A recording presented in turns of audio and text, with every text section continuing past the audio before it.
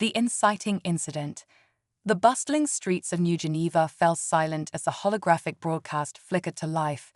Citizens froze mid-step, their eyes drawn to the massive screens hovering above the city's center. Ambassador Elena Reyes, Earth's representative to the Galactic Council, stood before an ornate podium, her face ashen. "My fellow humans," she began, her voice trembling. "It is with profound grief and anger that I must report a grave injustice committed by the Galactic Council." The crowd murmured, tension rippling through the air like an electric current. 2 days ago, young Thomas Chen, a 12-year-old student on a cultural exchange program to Centauri Prime, was accused of defacing an ancient Thessalian shrine. Elena's fists clenched at her sides.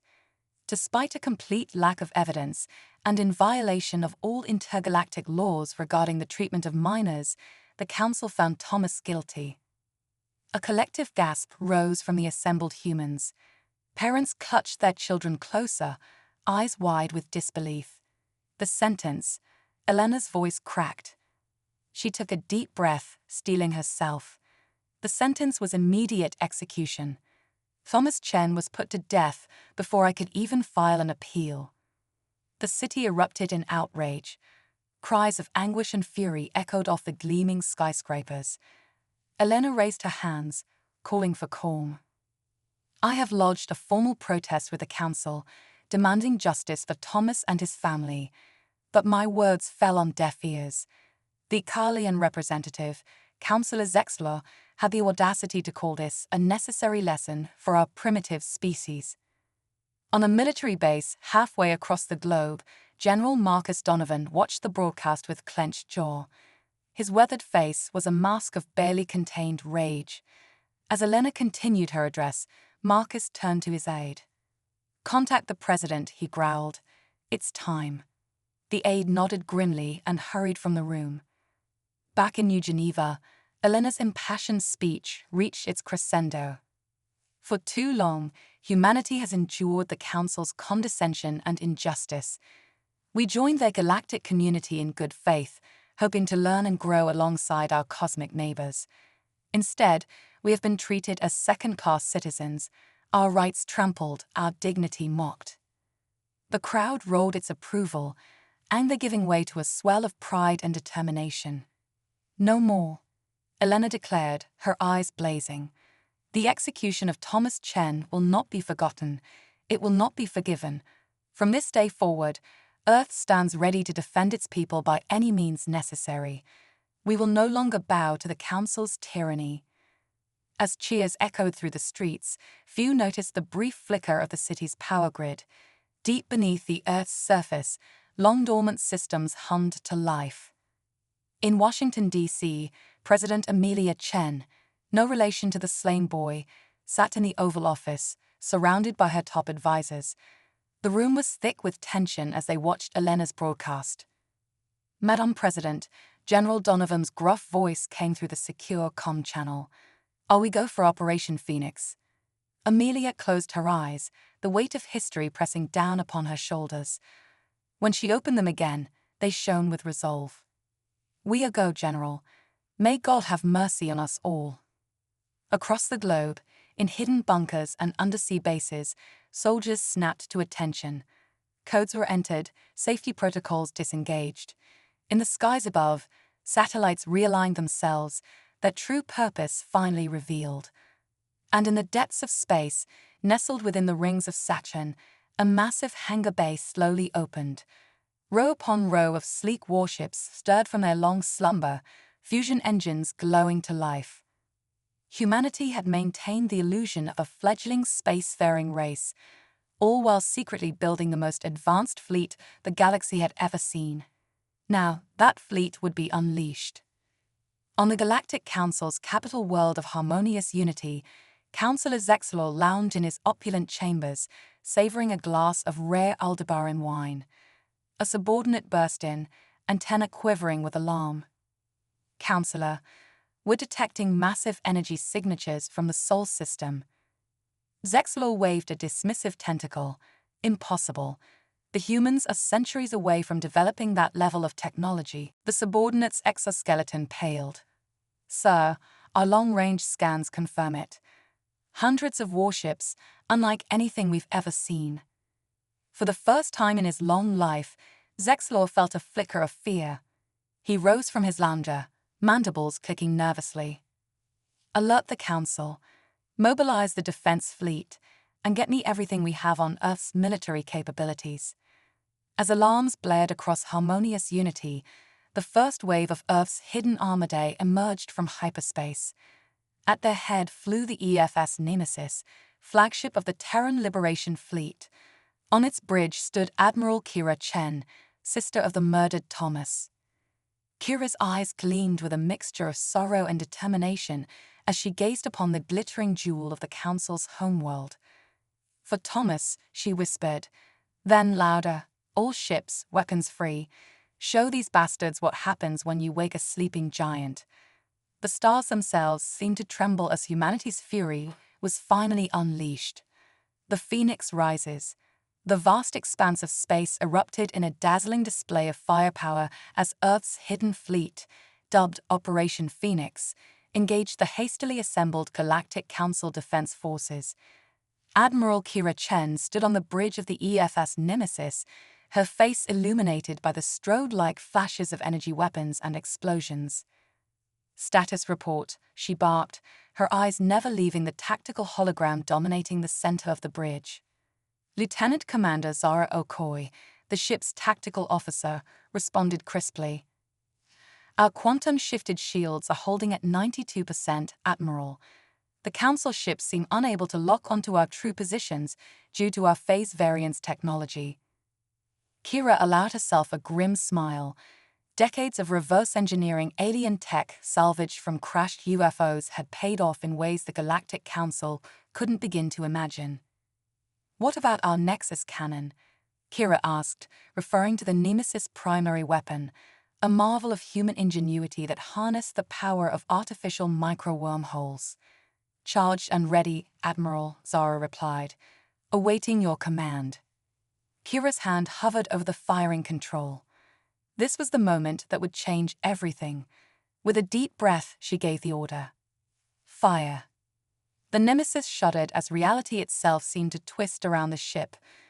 A beam of impossibly bright energy lanced out, punching through the Council flagship's shields as if they were tissue paper. The massive alien vessel cracked in two, secondary explosions blossoming along its length. Cheers erupted on the Nemesis bridge, quickly silenced by Kira's raised hand. Stay focused, people. This is just the beginning. Meanwhile, on Earth, the planet was a hive of activity. Hidden manufacturing facilities, buried deep within mountain ranges and beneath the oceans, ramped up production of advanced weaponry and spacecraft components. In the Oval Office, President Amelia Chen addressed the world, her voice steady despite the weight of the moment. My fellow citizens of Earth, today we cast off the chains of oppression that the Galactic Council sought to place upon us. For too long, we played the part of the meek newcomers to the galactic stage, but in secret we prepared, we innovated, we surpassed. Screens worldwide showed footage of Earth's fleet decimating the Council forces.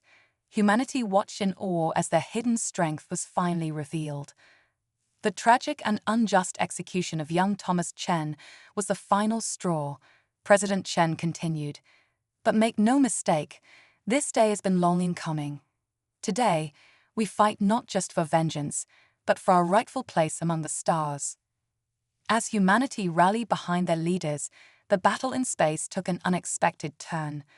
A group of avian ships broke formation, turning their weapons on their fellow Council vessels. Admiral Chen's comm crackled to life. A gravelly voice spoke, tinged with an otherworldly accent. This is Captain Scrawl of the Noxari Liberation Front. We stand with Earth against the Council's tyranny. Command us as you will, Admiral Chen. Kira's eyes widened. The Noxari were a subjugated race, their once proud warrior culture crushed under the Council's heel centuries ago. Their support could tip the scales decisively in Earth's favor. Welcome to the fight, Captain Scrawl, Kira replied. Let's show the Council the true meaning of unity. With their new allies, the Earth fleet pressed their advantage. The Council's defensive line crumbled, and soon the path to harmonious unity itself lay open. On the planet's surface, panic gripped the Council chambers. Zexler, the Tsalian counselor responsible for Thomas Chen's execution, cowered behind his ornate desk as alarms blared. "How is this possible?" he shrieked at his aides. The humans were nothing. Primitive apes barely out of their gravity well. A thunderous explosion rocked the building. Through the window, Zexler watched in horror as a sleek Earth shuttle touched down in the Council Plaza. Armored figures emerged, led by a woman whose eyes burned with righteous fury. Ambassador Elena Reyes had come to deliver humanity's response in person. As the Earth forces closed in on the Council chambers, a chilling realization swept through the alien leaders. They had made a terrible mistake. In their arrogance, they had dismissed humanity as a minor nuisance, never imagining the sleeping giant they were poking. Now, that giant was awake, and it was angry. The Galactic Council's fatal mistake had unleashed a force they were utterly unprepared to face. As Ambassador Reyes strode into the chamber, flanked by Earth's most elite soldiers, the aliens finally understood the truth. Humanity would no longer be underestimated. The age of Council dominion was over. And the galaxy would never be the same again. The quantum uprising. As Ambassador Elena Reyes stepped into the Galactic Council chambers, the air crackled with tension. Her powered exosuit, a marvel of human engineering, hummed softly. Its sleek design incorporated nanoscaled quantum processors, giving her superhuman strength and reflexes. "Greetings, counselors," Elena's voice rang out, amplified by her suit. "I believe it's time we renegotiated the terms of Earth's membership in your esteemed organization." Zexler, the Tsalian counselor, found his voice. "This is an outrage. You primitive savages dare toe." His words were cut short as Elena moved with blinding speed, crossing the chamber in a heartbeat. Her armored hand closed around Zexler's throat, lifting him effortlessly. "Primitive." Elena's eyes narrowed. "Let me educate you on true advancement." With her free hand, she activated a holographic display. The counselors gasped as they saw footage of Earth's hidden technological marvels. Vast antimatter reactors powering entire cities, orbital elevators stretching into the skies, and most shockingly, a Dyson swarm under construction around the sun, harnessing its energy on a scale the Council had only theorized about. "While you dismissed us as backward," Elena continued, "we leapfrogged your civilizations. We didn't just master faster-than-light travel, we broke the light barrier." To demonstrate, she tapped her wrist computer. In an instant, she vanished, reappearing across the room. The aliens recoiled in shock. "Quantum teleportation," Elena explained casually. "Just one of many primitive technologies we developed." Meanwhile, in Earth orbit, Admiral Kira Chen coordinated the next phase of Operation Phoenix. The EFS Nemesis had transformed, its modular design allowing it to split into multiple smaller but equally formidable vessels. "All ships, initiate the Mandela Protocol," Kira commanded. Across the fleet, specially designed engines spooled up. In a dazzling display of light and energy, Earth's warships began to vibrate at specific quantum frequencies.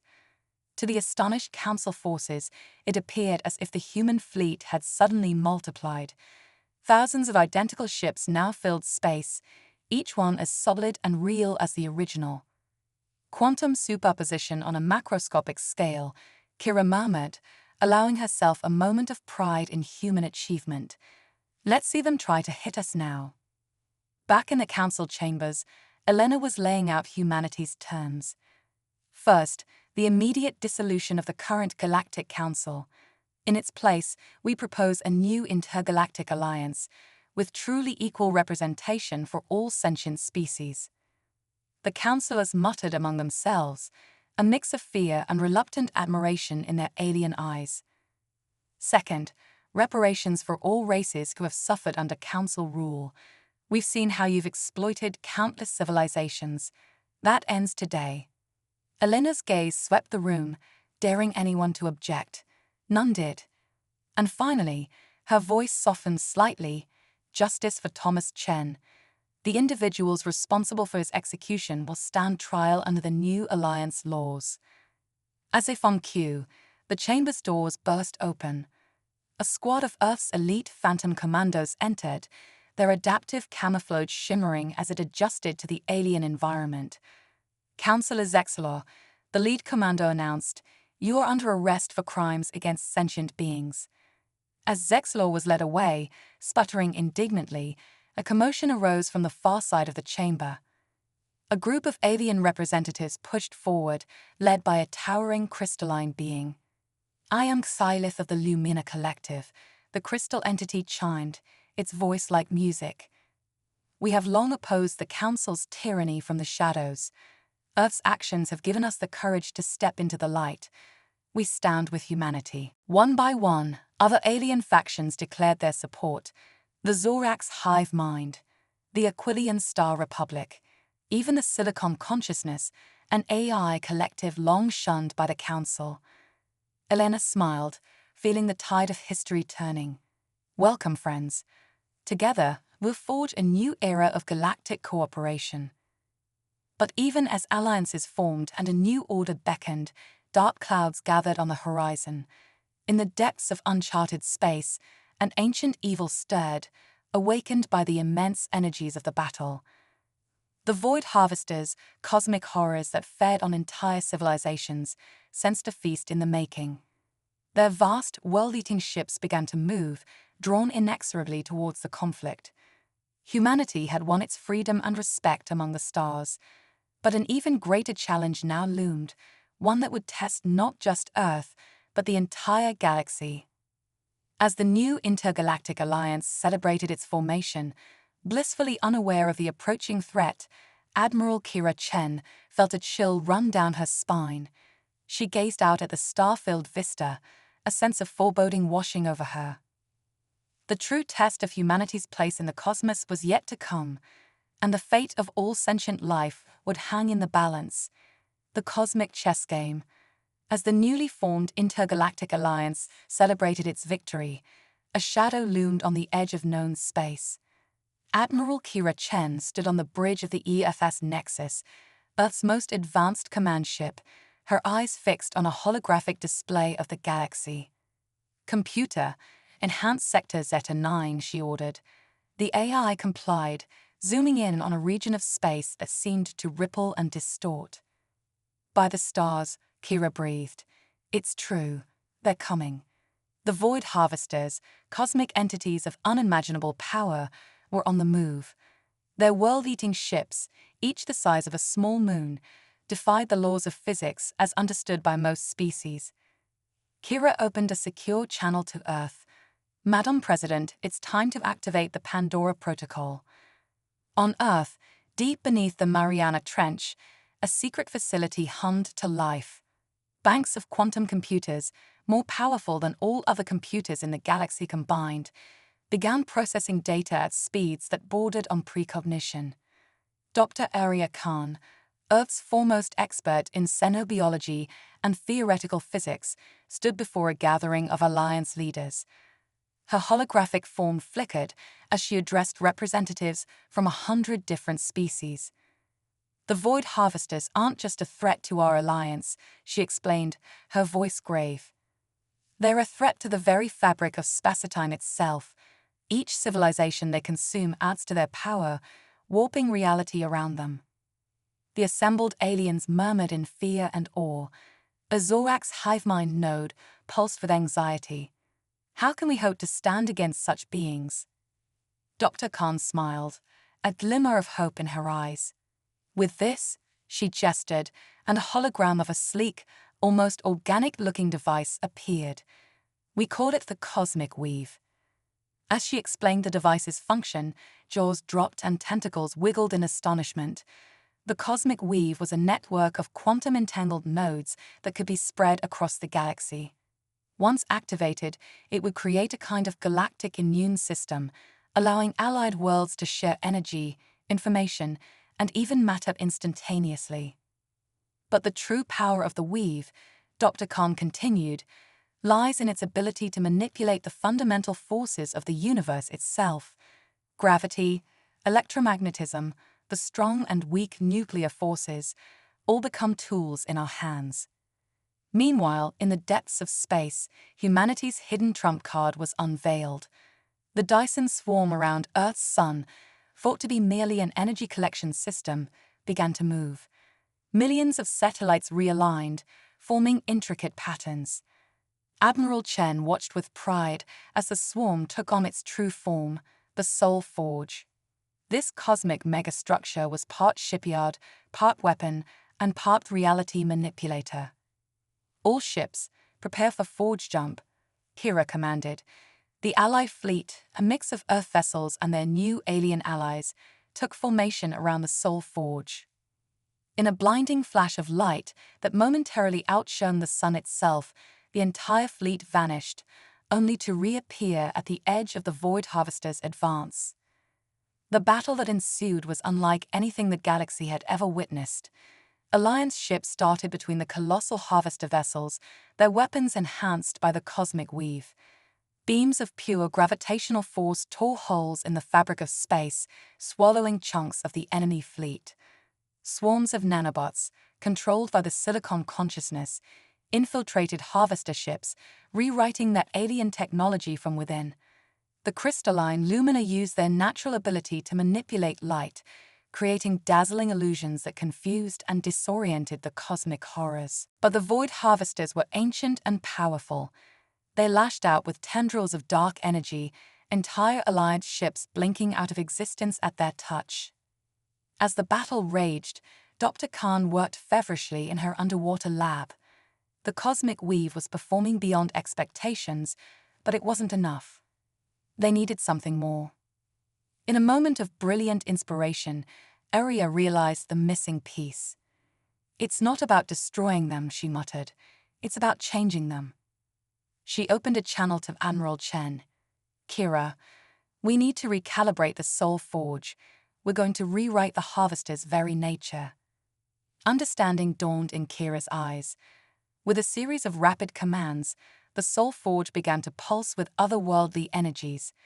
Beams of pure information, encoded in the quantum fabric of reality itself, lanced out towards the Void Harvesters. For a moment, the universe seemed to hold its breath. Then, slowly, impossibly, the Harvesters began to change. Their world-eating maws closed, their forms shifting into something new, something almost beautiful. Where once they were destroyers of worlds, now they were creators. The Void Harvesters, their very essence transformed, began to seed barren planets with life, to nurture dying stars back to health. As the reborn entities set about healing the scars they had inflicted on the cosmos, the Allied fleet erupted in celebration. Humanity had not just saved the galaxy, they had redeemed its greatest threat. Admiral Kira Chen aced out at the starfield, a mix of awe and pride swelling in her chest. Humanity's journey among the stars had only just begun, and the universe, it seemed, would never be the same again. In the Cosmic Weave's control room, Dr. Aria Khan allowed herself a moment of quiet reflection. The holographic galaxy map pulsed with life, countless civilizations now interconnected in ways never before possible. "We did it, Thomas," she whispered, thinking of the young boy whose unjust death had set this all in motion. "We made the universe a little bit better." As news of the victory spread, a new age dawned for the Intergalactic Alliance. With the power of the Cosmic Weave and the Soul Forge, with alliances forged in the heat of battle, the sentient species of the galaxy looked to the future with hope and wonder. And at the heart of it all stood humanity, no longer the newcomers, no longer the underdogs, but the architects of a brighter cosmic future. The multiversal nexus. As the dust settled on their victory against the Void Harvesters, humanity and their allies in the Intergalactic Alliance found themselves at the dawn of a new era. But the universe, it seemed, had one more surprise in store. Dr. Aria Khan stood before a shimmering portal in the heart of the Soul Forge, her eyes wide with wonder. "It's beautiful," she breathed, reaching out to touch the swirling energies. Admiral Kira Chen grabbed her hand, pulling it back. "Careful," she warned. "We still don't know exactly what we've created here." The portal was an unexpected side effect of the cosmic weave's activation. As the quantum-entangled network spread across the galaxy, it had begun to resonate with something else, something beyond their universe. "Ladies and gentlemen of the Alliance," President Amelia Chen addressed the gathered representatives, her holographic form flickering slightly. "What we're about to show you will change everything we thought we knew about reality itself." With a nod from the president, Dr. Khan activated the portal. The swirling energies coalesced into a window, showing another Earth. But not quite their Earth. The continents were slightly different, the cities unfamiliar. "Behold," Dr. Khan announced, her voice trembling with excitement, "the multiversal nexus, a gateway to parallel universes, each one a variation on our own reality." The assembled aliens gasped, tentacles writhing and antennae twitching in astonishment. Even the silicon consciousness, usually unflappable, emitted a burst of surprised static. "But it's more than just a window," Admiral Chen added. "It's a door, and it swings both ways." As if on cue, a figure stepped through the portal. He looked human, but there was something off about him. His uniform was similar to Kira's, but the insignia was unfamiliar. "Greetings," the man said, his voice echoing strangely. "I am Admiral Jason Chen, Earth Defense Force, Universe Beta 12. We've been waiting a long time for you to make contact." The revelation sent shockwaves through the Alliance. Not only were there other universes, but some of them had their own versions of humanity, their own alliances, their own histories. As diplomatic talks began between the universes, Dr. Khan made another startling discovery. The cosmic weave, it turned out, wasn't just a galactic network. It was the key to navigating the multiverse itself. "Think of it like a cosmic internet," she explained to a rapt audience. "Each universe is a website, and the weave is the web that connects them all. With the right browser, in this case, our portal technology, we can visit any reality we can imagine." The implications were staggering. Access to infinite resources, infinite knowledge, infinite possibilities. But it also meant infinite potential threats. In a secure meeting room, the leaders of the Alliance grappled with this new reality. "We need to establish a multiversal defense force," Admiral Kira Chen argued, "to protect not just our universe, but all universes from threats like the Void Harvesters." Kylith, the crystalline being from the Lumina Collective, chimed in. "But who are we to decide what's best for other realities? We must tread carefully." As the debate raged, a new signal came through the Nexus. A distress call from a universe designated Gamma 7. Their Earth was under attack by a threat unlike anything they'd seen before. President Chen stood, silencing the room. "This is what the Alliance was made for," she declared. "Not just to protect our own, but to help those in need across all of reality. Who's with me?" The response was unanimous. Within hours, a joint task force was assembled. Ships from a dozen species, armed with technology from 100 universes, prepared to make the jump. As the fleet approached the multiversal nexus, Dr. Khan made a final adjustment to the cosmic weave. "This will amplify our quantum signature," she explained. "It should allow us to maintain cohesion in a foreign reality." Admiral Kira Chen stood on the bridge of the EFS Nexus, now upgraded with cross-universal technology. She took a deep breath, feeling the weight of not just her world, but all worlds on her shoulders. "All ships, prepare for multiversal jump," she commanded. "Destination, Earth Gamma 7. Let's show them what the Intergalactic Alliance can do." The portal flared to life, a swirling vortex of cosmic energy. One by one, the ships of the Alliance plunged into the unknown, ready to face whatever challenges awaited them in a strange new world. As the EFS Nexus entered the portal, Kira felt a tingling sensation wash over her. The view screen flared white, then resolved into a startling image. Earth Gamma 7 hung in space before them, surrounded by a swarm of biomechanical ships unlike anything they'd ever seen. "Battle stations," Kira ordered, her voice steady despite the alien sight. "Let's make first contact." The ships surged forward, leading the charge into a war that would span not just space, but the very fabric of reality itself. Humanity, once confined to a single planet, now stood as defenders of the multiverse. As energy weapons flared and quantum-entangled communications buzzed with activity, one thing became clear: the adventure was only just beginning. The multiversal age had dawned, and humanity was at its heart, ready to face whatever wonders and terrors the infinite realities might hold.